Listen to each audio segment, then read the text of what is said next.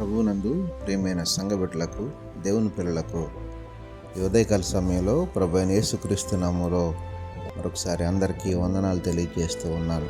గడిచిన రోజు నుంచి ఈ రోజు వరకు దేవుడు మనకు తోడుగా ఉండి ఆయన కాపుదల మనతో ఉంచి ఈ సమయంలో ఆయన నామాన్ని స్తుతించుకోవడానికి ప్రభు ఇచ్చిన మంచి అవకాశాన్ని బట్టి దేవునికి మహిమ, ఘనత, ప్రభావాలు కలుగును గాక. ఆమేన్. అనుదిన వాక్యాహారం ద్వారా ఈరోజు దేవుడు మనకిస్తున్న వాక్య వాగ్దానం, ఇదిగో నేను యుగ సమాప్తి వరకు సదాకాలం మీతో కూడా ఉన్నాను అని మత్తయి సువార్త 28వ అధ్యాయము 19వ వచనంలో మనం చూస్తూ ఉన్నాం. దేవునికి మహిమ కలుగును గాక. ప్రియమైన దేవుని పిల్లలారా, ఈ సమయంలో మనం గమనించినట్లయితే దేవుని యొక్క చక్కని శ్రేయస్కరమైన వాగ్దానం మనం చూస్తూ ఉన్నాం.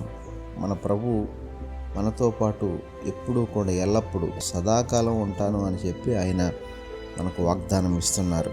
అంటే దేవుడు మనతో పాటుగా ఉంటే ఆయన దీవెన, ఆయన ఆశీర్వాదం మనతో ఉన్నట్లే. అంటే మన ప్రక్కనే ఉండి మనకు కావలసినటువంటి సమస్తాన్ని ఆయన అనుగ్రహిస్తాను అనడానికి ఈ మాట చక్కని ఉపయోగకరంగా ఉంటుంది. అంటే మనము ఎప్పుడూ కూడా మనకు కావాల్సినటువంటి ప్రతి పరిస్థితులన్నింటిలో దేవునికి మనం మొరపెడుతూ ఉంటాము. మన అవసరతల కొరకు, మన యొక్క పరిస్థితుల కొరకు, మన యొక్క ఆత్మీయ జీవితం కొరకు మరి ముఖ్యంగా మనం దేవుడిని అడగాల్సిన అవసరత ఉంది. అటువంటి పరిస్థితుల్లో ఎల్లప్పుడూ కూడా దేవుడు మనతోనే ఉంటే, మన ప్రక్కనే ఉంటే మనకు ఇంకా కావలసినటువంటి అక్కర కానీ, కొరత కానీ, ఇబ్బందులు కానీ, సమస్యలు కానీ ఏమీ ఉండవని ప్రభు చక్కని వాగ్దానాన్ని ఇక్కడ మనకు ఇస్తూ ఉన్నారు.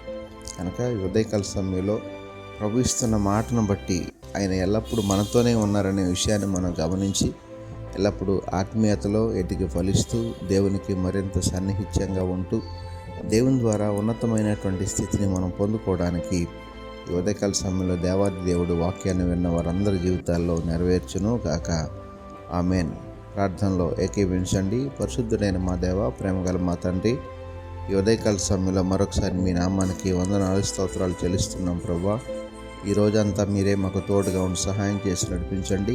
నీ మేలుల చేత నింపండి ప్రభువా. ఈ రోజంతా నీ పిల్లలకు కావలసినటువంటి దీవెనను, క్షేమాన్ని ఎల్లప్పుడూ దయచేయండి. ఈరోజు పుట్టినరోజు, పెళ్లి రోజు జరుపుకుంటున్న బిడ్డలు ఎవరైతే ఉన్నారో వారందరినీ పేరు పేరున దీవించి ఆశీర్వదించమని యేసు నామమున అడిగి వేడుకొనుచున్నాము తండ్రి. ఆమేన్.